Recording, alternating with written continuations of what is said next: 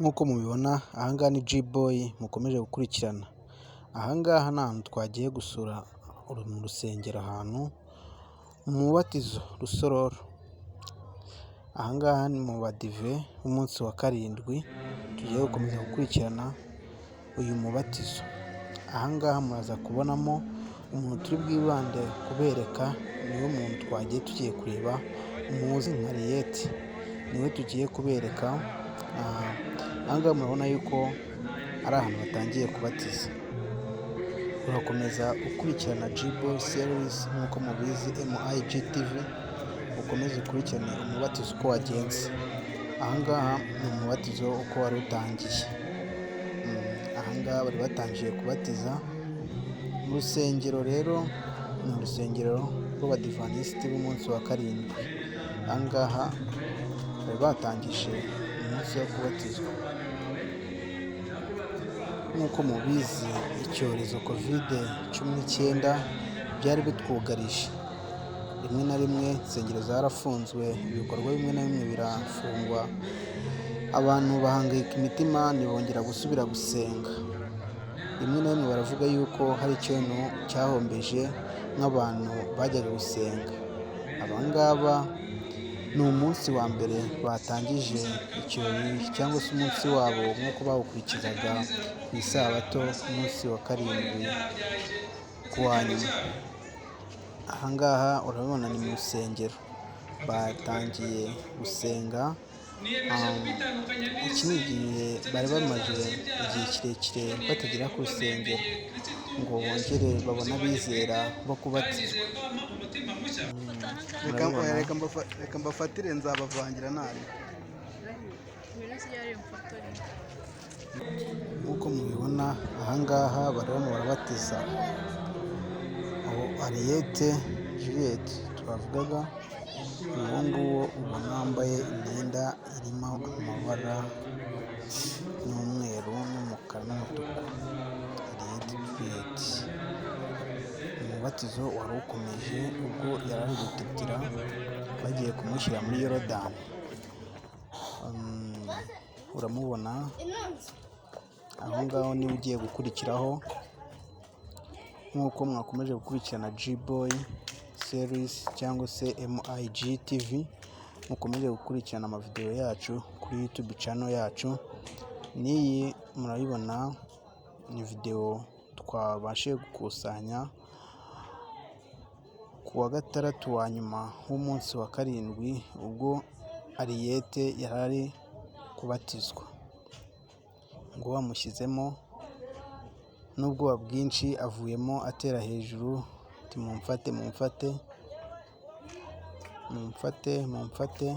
Uwo ni umukobwa wacu rero mwari mukomeje gukurikirana, dukomeje kubakusanyiriza. Ni ibintu byatugoye cyane kugira ngo dukusanye n'amavideo kuko nta matara twari dufite, byari byatugoye cyane, hasaga nk'ahantu imvura igiye kugwa, ariko nyine kamera zacu namwe murabibona ni hatari. Aho ngaho yari amaze kuva kwambara, amaze gusa neza, atangiye kugenda yisetsa, nawe muramubona Ariyete, namwe muramubona yari amaze kumara kwambara ari guhamagara mukuru wiwe ngo aze rwose. Aha ngaha mubona noneho ni iwabo bari kwiyakira, hano iwabo bari kwiyakira, murabibona.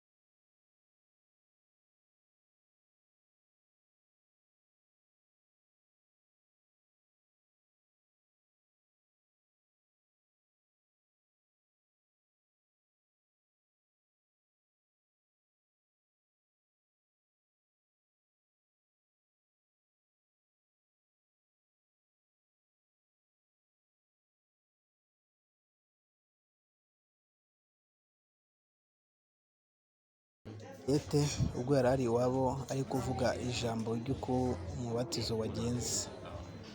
Muramubona rwose, ntabwo twabashije gukurura amajwi ye, yavugaga gakeya cyane, ariko nyine murabona ibyo ari kuvuga. Ati ni byiza, uyu munsi navutse umunsi wa kabiri, navutse bwa kabiri rwose, ni ikintu cy'ingenzi kuri jyewe kandi byari bikomeye cyane. Nari nagize ubwoba, benshi barabimbwiraga ariko nkabona ntabwo birimo biragenda bicamo cyane. Uyu munsi nishimye. Murakoze. Izi ni inshuti ziwe, rwose uri kugenda ubona, harimo na mukuru wiwe, uwo nguwo wambaye agapfukamunwa k'umukara, mukuru wiwe. Ko ikusanya biracyakomeje.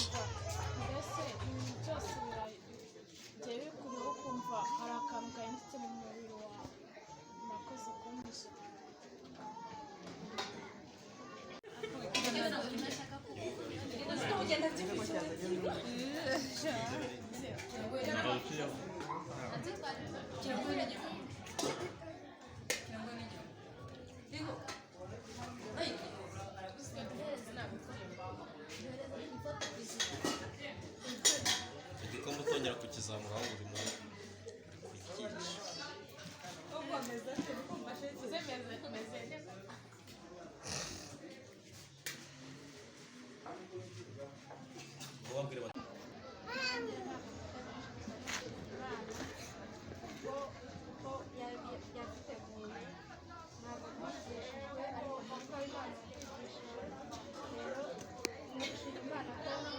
twabashije kuvuka bwa kabiri kandi tubasaba ko mukomeza kudusabira tugakomeza urugendo.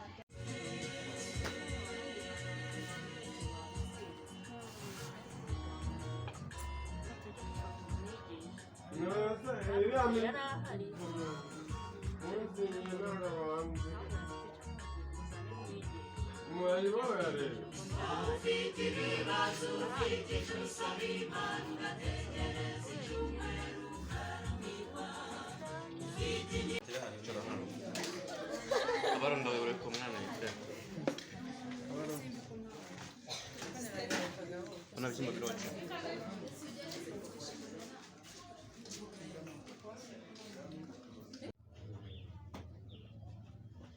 urasenga uzatambuka ibyo bita